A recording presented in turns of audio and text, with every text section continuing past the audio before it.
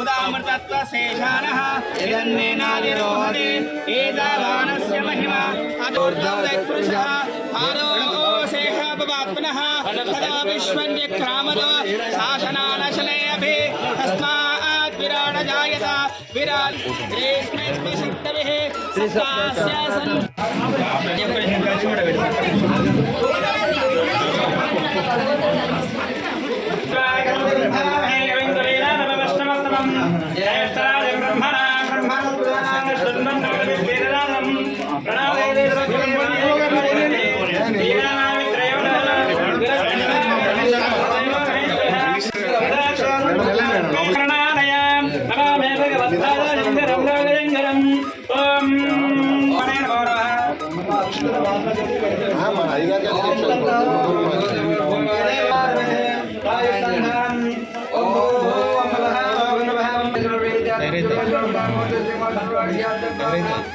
అట్లా అవుతుంది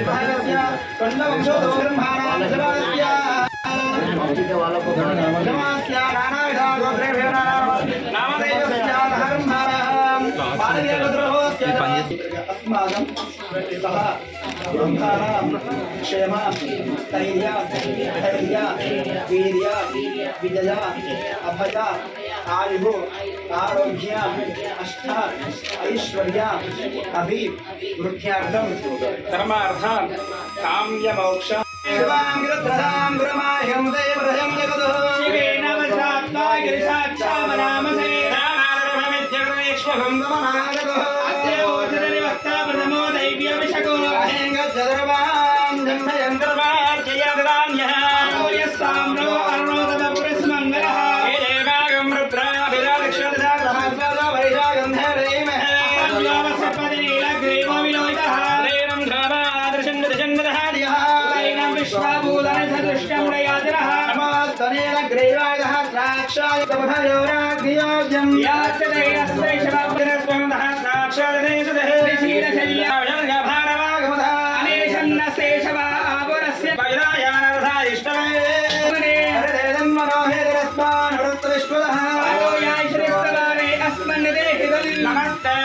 भगवन् विश्वेश्वराय महादेवाय त्र्यम्बकाय त्रिपुरान्तकाय त्रिकार्तिकाय कालाग्निरुद्राय नीलकण्ठाय शिवाय श्रीमन्महादेवाय नमः नमो हिरण्यवाहवे सेनभ्यः पशुरामदये नमो नमः पिञ्जराय त्रिषेमदे पदीनां पदगे नमो नमः प्रजाय विद्याय नारायणपदये नमो नमः हरिकेशायोपविदे पुष्टानां पदगे नमो नमः नमो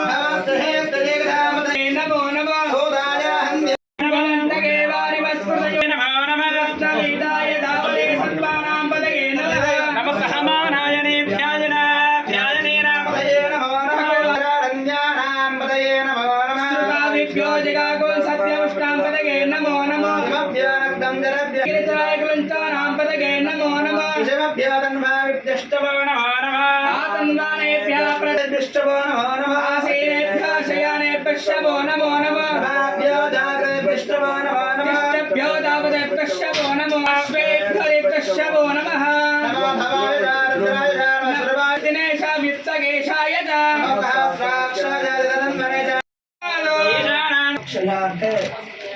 व्याधि विमोचनार्थे शत्रु नाशनार्थे जीवितार्थे पुष्टिगामः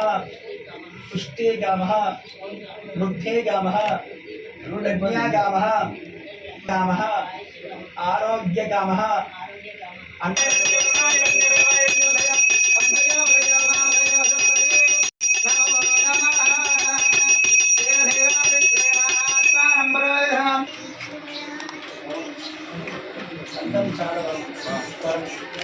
బాబు బాబు బాబు అది నాకు చెయ్యి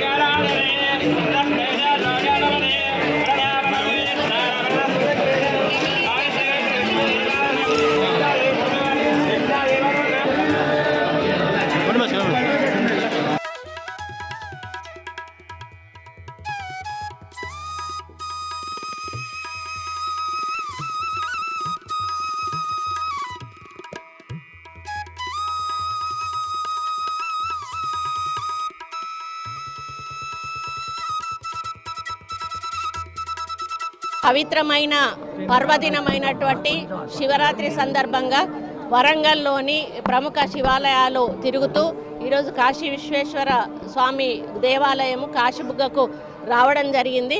ఇక్కడ పెద్ద ఎత్తున భక్తులు ఈరోజు దర్శించుకోవడానికి రావడం జరిగింది. మరి వారితో పాటుగా నేను కూడా స్వామివారికి అభిషేకం చేసి మరి వాళ్ళ తరించడం జరిగింది. ఈరోజు శివరాత్రి అంటే ప్రతి ఒక్కరు కూడా ప్రతి ఇంట్లో కూడా పూజ చేసుకొని ప్రాతకాలంలోనే తలస్నానం చేసి శివుడికి పూజ చేసుకొని వెంటనే దేవాలయాలకు వచ్చి దేవుడికి అర్చన చేసుకొని మరి వారిని దర్శించుకొని వెళ్ళడం ఆనవాయితీ. ఈరోజు పవిత్రమైన రోజు. ఈరోజు ఎవరు కూడా ఏమి తినకుండా ఉపవాసం ఉండి మరి రేపు ఉదయం సూర్యోదయం అయిన తర్వాత దేవుడి దగ్గర దీపం పెట్టి వాళ్ళు ఉపవాసం విడిచిపెట్టడం జరుగుతుంది.